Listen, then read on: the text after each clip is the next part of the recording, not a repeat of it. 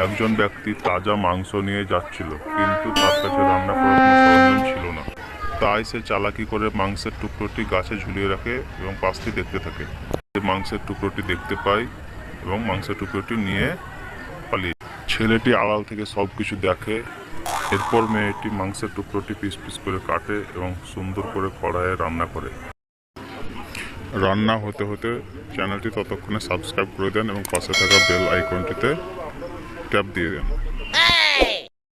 তারপরে রান্না হয়ে গেলে একটা প্লেটে করে মাংসের টুকরোটি উঠিয়ে নেন।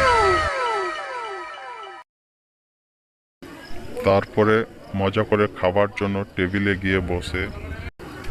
আর আর ওই মুহূর্তে লোকটি চলে আসে আর বলতে থাকে, আপনি আমার মাংসের টুকরোটি নিয়ে আসছেন।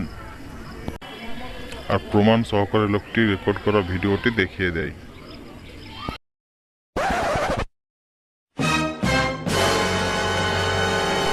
তারপরে দুজনে মিলে রান্না করা মাংসটি পেট ভরে খেয়ে নেয় এবং ছেলেটি বলতে থাকে, আপনি আমার মাংস খেয়েছেন, তাই টাকা দেন।